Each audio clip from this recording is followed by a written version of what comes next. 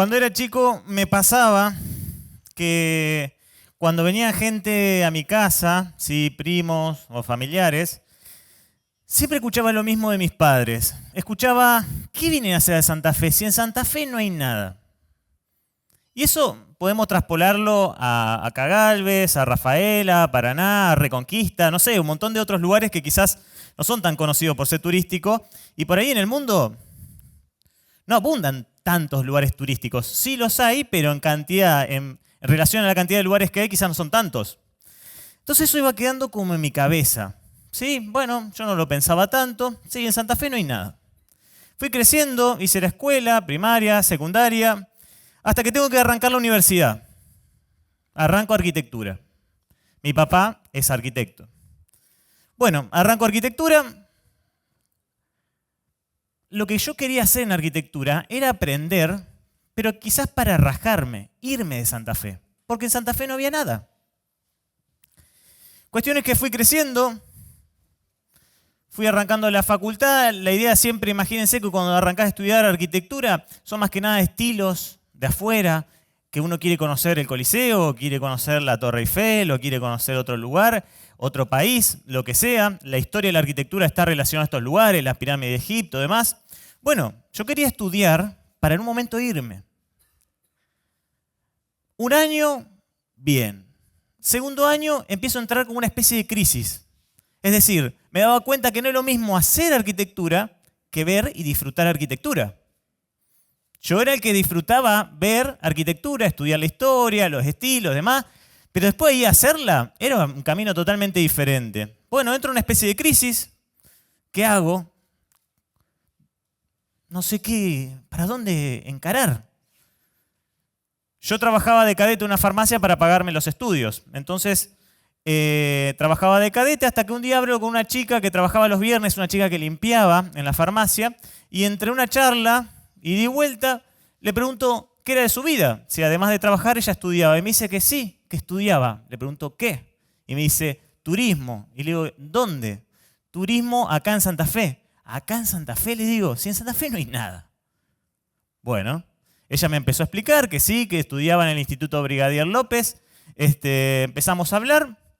No me pareció tan mala idea, porque dije, bueno, puedo estudiar turismo, puedo aprender y después puedo rajarme.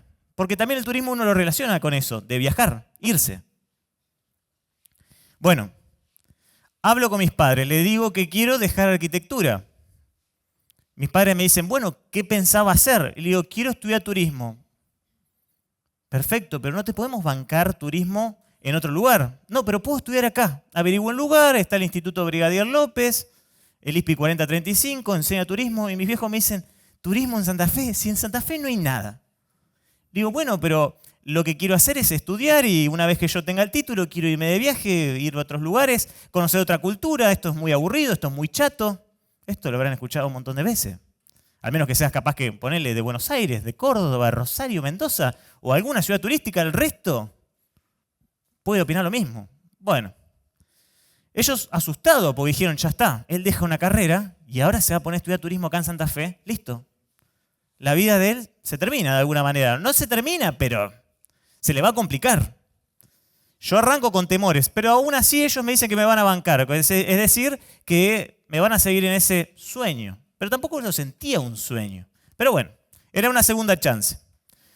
Me pongo a estudiar turismo, dejo arquitectura, me pongo a estudiar turismo. Yo todos los años trataba de sacar todas las materias, mientras hacía alguna que otra changa en el camino, para de diciembre a abril rajarme, irme. Es decir, agarraba la mochila, empezaba a dar vueltas por diferentes lugares, viajaba, ejemplo, me iba al norte, me iba a Bolivia, Perú, Chile. Mientras yo viajaba, llegaba a un lugar, trabajaba, hacía una changa y con esa plata yo iba subiendo. La idea era conocer hasta donde pueda. Llegar al Caribe, llegar a México, no sé, llegar quizás a Estados Unidos. Lo hice los 3, 4 años que yo estudiaba turismo, mientras iba aprendiendo y trabajando, haciendo changas en Santa Fe. Llegaba a diciembre, sacaba la mayor parte de las materias y yo me iba hasta abril del año que viene. A mis compañeros parecía un prócer. Bárbaro. Entonces iba conociendo los lugares. Me daba cuenta que en ese afán de querer irme, yo más me acercaba a Santa Fe. ¿Cómo? Ejemplo, estaba en Perú y me decían, trabajaba en un restaurante. En ese restaurante, mis compañeros peruanos me decían, che, y acá está el ceviche, y allá en Argentina, ¿qué hay? Bueno, está el asado, las empanadas, esto, lo otro. Y en Santa Fe, bueno, en Santa Fe, como acá se come el ceviche, que es un tipo de preparación que cocinada con limón y otras cosas picantes, allá lo hacemos al pescado a la parrilla y pescado de río, hacemos pescado a la parrilla, pescado frito, pescado milanesa, que es como la carne apanada. Los dulces, viajaba a algún lugar, no sé, ejemplo Ecuador, y algún tipo de dulces que ellos tenían, yo trataba de hacer paralelismo. ¿Qué tenía yo en mi lugar? Bueno, cuando veía dulce en otro lado, sabía que tenía el alfajor santafesino. Yo, como estudiaba turismo, que hacía todo un valor sobre cosas culturales, históricas, regionales, de Argentina, de un montón de cosas, pero sobre todo de la provincia de Santa Fe, sabía que era el alfajor más viejo de Argentina. El alfajor es árabe, viene en la época de las colonias, pero era una especie de turrón cuadradito, relleno con miel, totalmente diferente a lo que nosotros conocemos, como un turrón que le damos a los chicos. Entonces, sabía que en Santa Fe se le había dado esa especie de forma redonda, con una cobertura que parece las paredes de barro colonial, porque habla de esa época, y que se le había puesto dulce de leche, que no era común que tenga dulce de leche.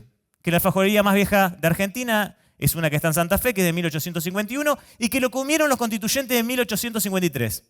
Y que además mi ciudad era la cuna de la Constitución. Entonces, cuando yo iba viajando, contaba estas cosas y la gente le reinteresaba lo que yo contaba.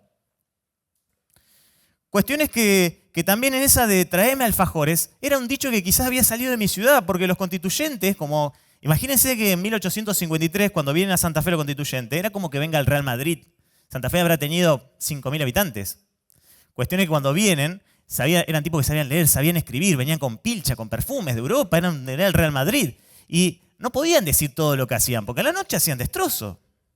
¿Qué decían cuando se escribían carta con su familia? Bueno, está este problema, subiría, es un tipo muy conservador, Alberdi es muy liberal. Entonces, y bueno, la familia decía, ¿y qué estás haciendo a la noche? Y a la noche está medio aburrido, pero ¿sabes qué?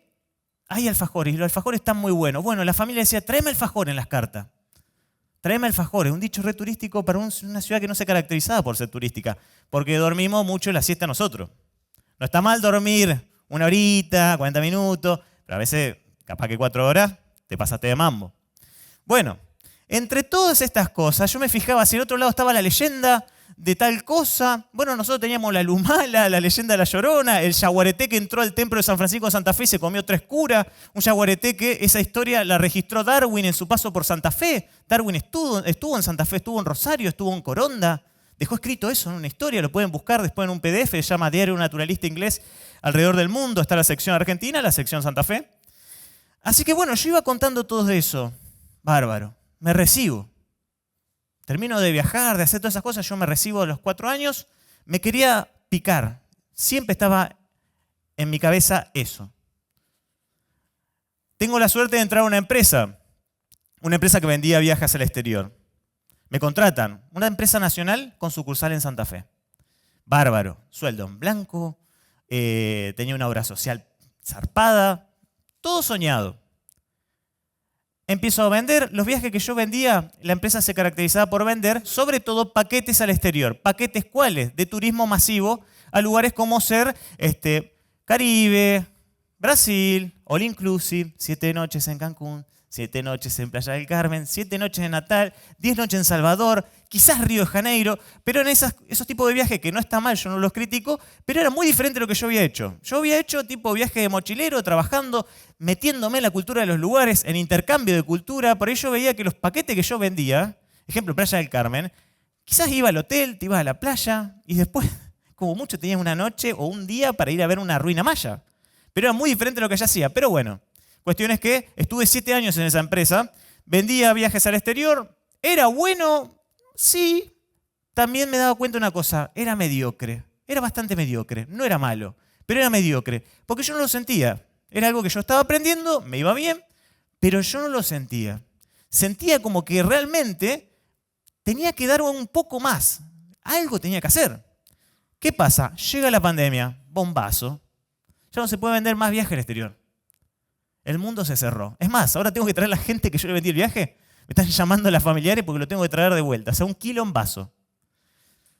Me rebajan como a todos los que trabajamos en la empresa, yo también entendiendo la situación de la empresa. Imagínate vender viaje, de golpe ya no se puede vender nada, no se sabe qué va a pasar con el mundo. Bueno, rebaja de sueldo, un montón de cosas, todos nos encerramos en nuestras casas. En paralelo a ese momento, unos amigos que justo la estaban pegando con el Instagram humano de Santa Fe, capaz que algunos lo conocen, un Instagram muy conocido allá en Santa Fe, me dicen que ellos tenían un contrato por un año, todo el 2020, para un programa en la radio.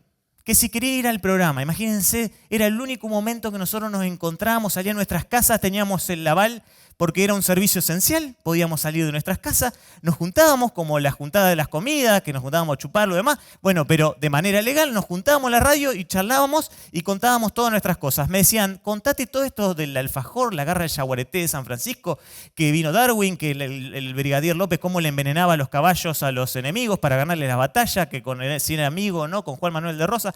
Contate todas esas cosas, metele chimi. Metele chimi.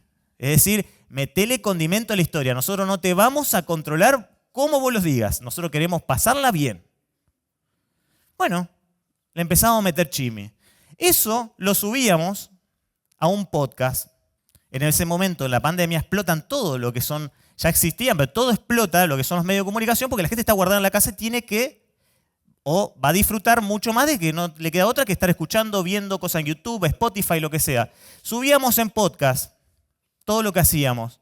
Ese podcast se convirtió en primera tendencia nacional de escuchas. Primera tendencia nacional por un mes. Es decir, estaba Novarecio, Felipe Piña, gente que yo a veces veía o escuchaba, estaba más abajo que nosotros por contar cosas de Santa Fe. O sea, que nos daba la pauta de que realmente a la gente le interesaba. Quizás quería que se lo cuenten desde otra óptica, de otra manera. Mis amigos, terminando el 2020, no renuevan contrato con la radio y yo quedo medio a la deriva porque ellos ya tenían su propio proyecto, su Instagram llamado Humano de Santa Fe, todos tenían su propio proyecto. Yo quedo medio a la deriva, empiezo a hacer videos en YouTube, súper asustado. Imagínense lo que es filmarte a la cámara, le está hablando a la cámara un aparatito de... Vos le estás hablando y no tenés respuesta, es difícil. Te sentís medio tonto por ahí. Bueno, entre todas esas cosas,